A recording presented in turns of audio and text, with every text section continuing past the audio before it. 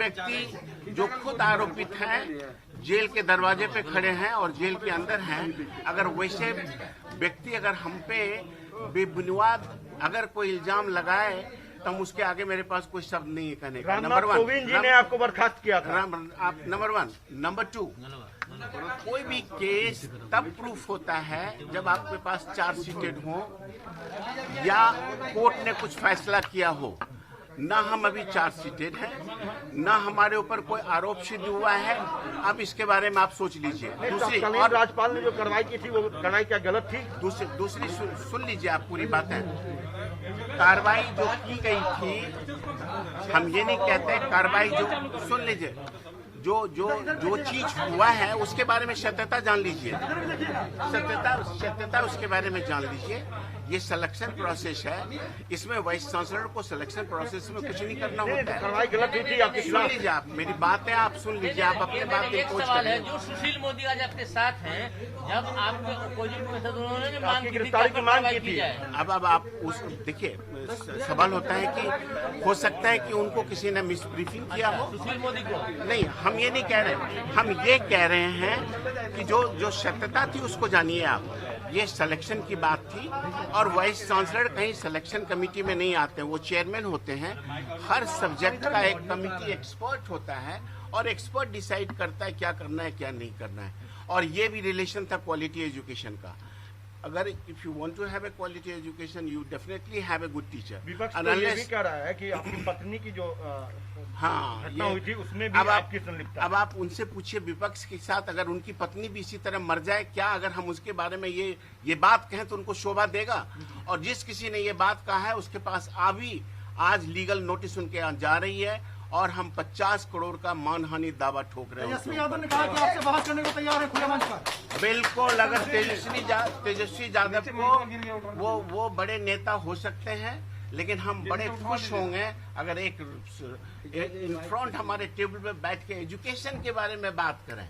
Education के बारे में बात करें। आरोप आपके ऊपर गंभीर है। बिल्कुल आरोप नहीं है, बिल्कुल।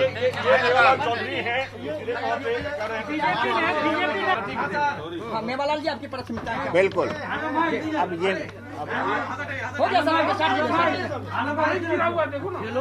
आप स्टार्ट कीजिए सर, स्टार्ट कीजिए। मेरी पहली प्रायोरिटी जो होगी, हमको ये देखना है कि हमारी प्राइमरी एजुकेशन में, मैंने कहा ना आपको, ग्रॉस इनरोलमेंट इंडेक्स के बारे में हमको इस पर सोचना है। आप देखेंगे 15 साल पहले हमारी शिक्षा की क्या स्थिति थी और आज क्या स्थिति है। आज कितने बच्चे 15 साल पहले बाहर रहते थे और कितने बच्चे आज बाहर रह रहे हैं। दूसरा, हम क्वालिटी एजुकेशन के बारे में बात करते हैं।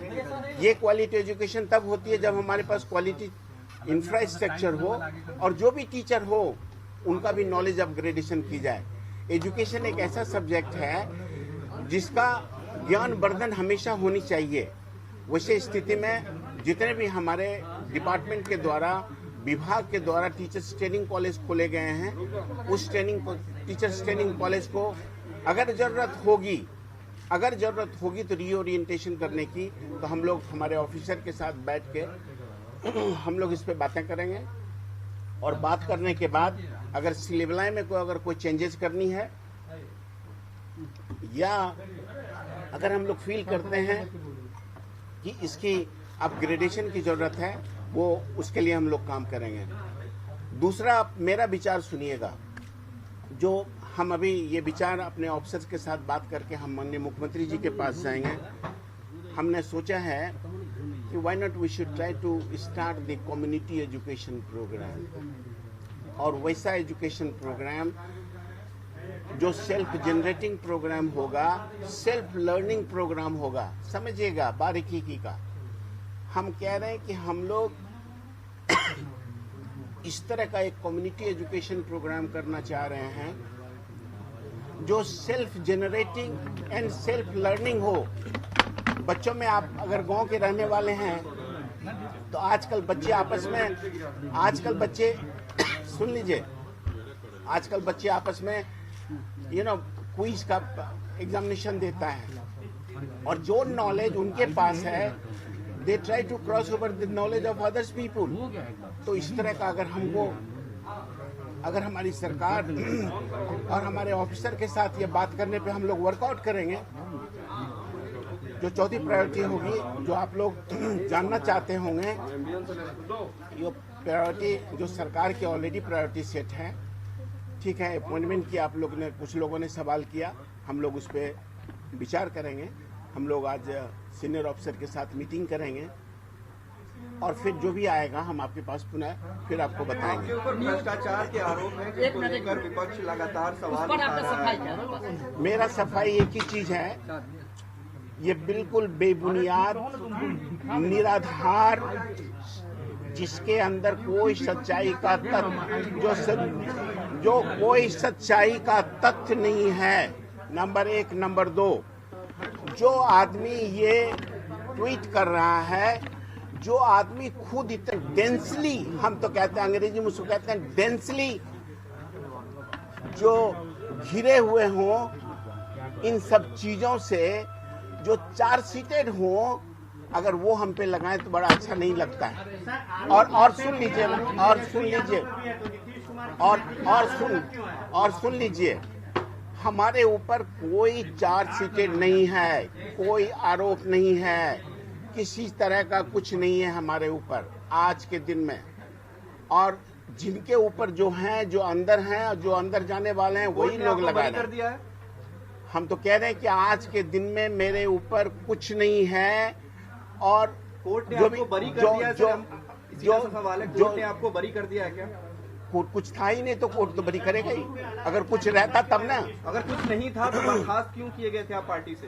देखिए, ये सब चीजें कभी कभी मतलब क्या बताएं, मतलब ये सब सवालात उससे रिलेशन नहीं है। सवालात ये है कि हम एक ही चीज को रिपीट कर रहे हैं कि मेरे अगेंस्ट कुछ है ही नहीं, कोई तथ्य नहीं है, निराधार है, बेबुनियाद है और कुछ नहीं। सर, ये तो आपका दावा है, लेकिन मामला तो कोर्ट में अभी भी लंबित तो मामला कोर्ट में लंबित है, उसका इंतजार कर लीजिए ना आप, उसके बाद सवाल कीजिएगा। जब मामला कोर्ट में लंबित है तो आप इंतजार कर लीजिए ना। अभी कैसे आप कैसे, आप सुन लीजिए, आप सवाल ये है, एक सवाल ये है,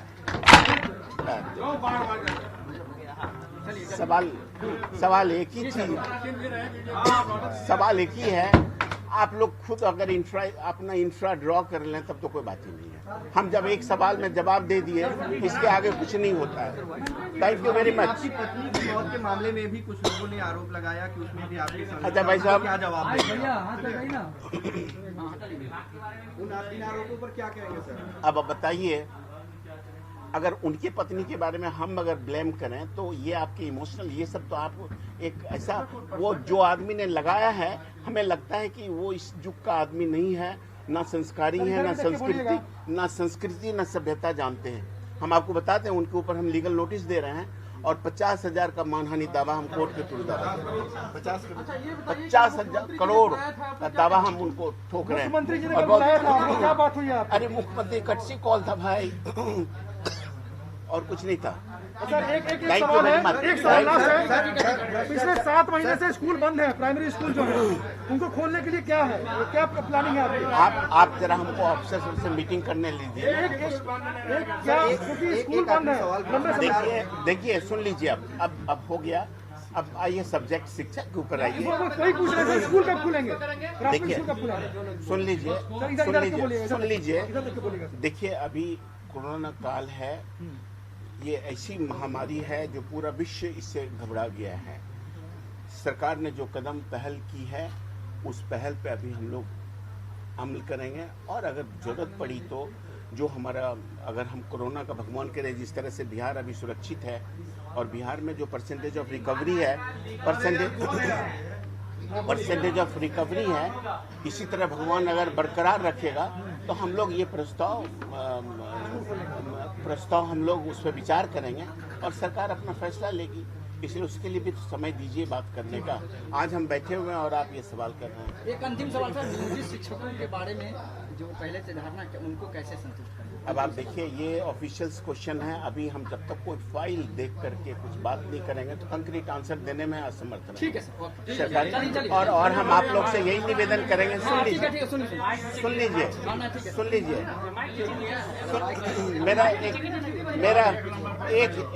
मेरा एक मैसेज सबको जरूर कम्युनिकेट कीजिएगा। हम एक बड़े पॉजिटिव माइंड के आदमी हैं। सुन लीजिए भैया, हम एक बड़े पॉजिटिव माइंड के आदमी हैं। हम एक बड़े पॉजिटिव माइंड के हैं, बड़े सकारात्मक सोच के हैं। हम आपको विश्वास दिलाते हैं, सरकार के तरफ से जितना भी एजुकेशन में रिफॉर्म्स की जरूरत होगी, हमारे मुखिया आदरणीय नीतीश बाबू सब चीज के लिए तैयार हैं। और हम आपको मंत्री के नाते विश्वास दिलाते हैं, ऐसा कोई भी पत्थर नहीं है जिसको हम लोग टर्न नहीं कर सके और पॉसिबल को पॉसिबल बनाएंगे। थैंक यू धन्यवाद। लेकिन आप लोग सुन लीजिए, आप लोगों को भी मदद करने की जरूरत है। आप लोग मदद करें और हम बड़े मीडिया फ्रेंडली हैं, हम बुलाते रहेंगे, बात करेंगे।